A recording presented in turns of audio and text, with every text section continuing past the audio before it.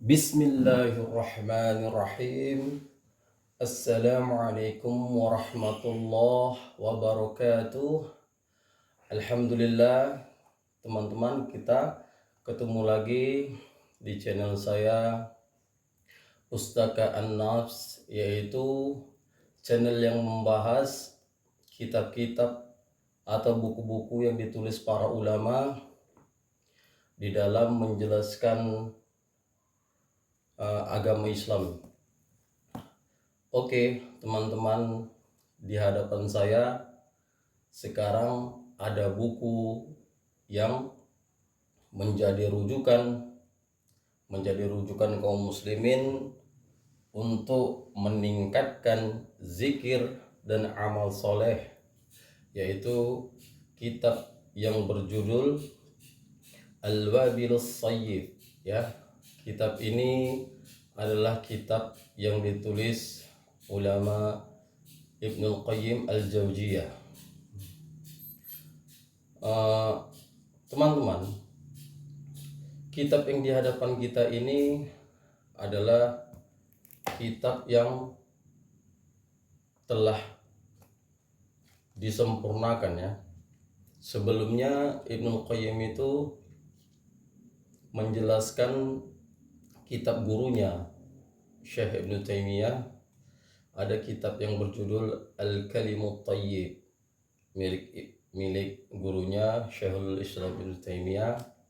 Lalu beliau menulis kembali, ya, memperjelas dari isi kitab yang ditulis gurunya. Makanya Syekh Ibnu Qayyim itu menulis kitab yang bernama Al-Wabilus Sayyib wa Rafi'ul Kalimatit Thayyib, yaitu upaya meningkatkan zikir dan amal-amal soleh. Oke, teman-teman, buku yang di hadapan kita ini sejatinya adalah banyak memberikan samudra hikmah atau ungkapan-ungkapan hikmah dalam meningkatkan penghambaan diri seorang hamba terhadap Rabbul Alamin, kepada Allah Subhanahu wa taala, dalam merealisasikan zikir, ya. Meletakkan zikir lisannya ke dalam hatinya sehingga memiliki tekanan atau unsur-unsur yang membuat seorang hamba itu menjadi lebih bertakwa dan meresapi apa yang dikatakannya. Beliau Ibnu Qayyim di dalam kitab ini, beliau pertama menulis pasal tentang keistiqomahan hati. Jadi sebelum pasal-pasal zikir yang dituliskan beliau memberikan arahan mendasar dulu tentang ketetapan hati sebelum berzikir. Jadi tanda-tanda zikir yang meresap ke dalam qalbu seorang hamba itu tergantung seberapa besar hatinya istiqomah dalam mengucapkan zikir tadi. Lalu pasal-pasal selanjutnya beliau memberikan tanda-tanda pengagungan terhadap larangan-larangan syariat Allah Subhanahu wa taala yang meningkatkan keubudian, penghambaan seseorang hamba itu sempurna atau tidaknya. Dan beliau menjelaskan juga perumpamaan orang-orang yang bertauhid dan orang-orang yang musyrik, orang-orang yang menyekutukan Allah Subhanahu wa taala. Baru beliau menjelaskan hadirnya hati dalam melaksanakan sholat, ya kan? Karena hakikat sholat itu adalah zikir, ya, mengingat Allah Subhanahu wa taala. Baru di pasal selanjutnya penjelasan tentang keutamaan puasa, keutamaan sedekah, keutamaan zikir, faidah-faidah dari zikir, perumpamaan unsur air di dalam hati, penyerupaan wahyu dari langit dengan sebagaimana air yang turun dari langit. Penyerupaan wahyu dengan cahaya, itu pasal-pasal yang dijelaskan beliau ya. Cahaya seluruh amalan diperoleh dari cahaya iman. Pasal selanjutnya macam-macam zikir.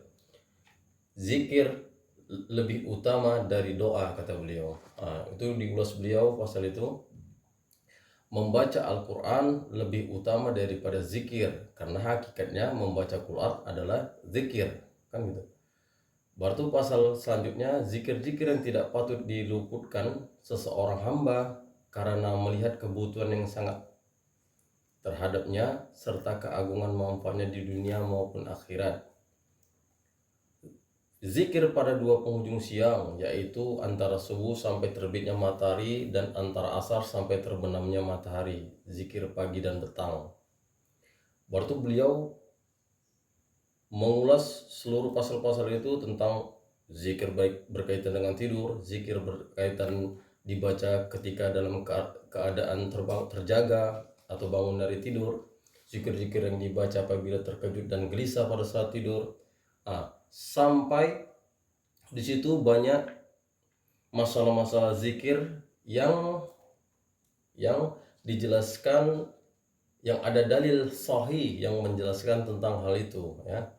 Dan kedudukan hadisnya dalam kitab ini dijelaskan, sampai zikir-zikir tentang mengusir syaitan, zikir untuk menjaga kesinambungan nikmat, zikir ketika mendapatkan musibah, banyak lagi masalah zikir-zikir.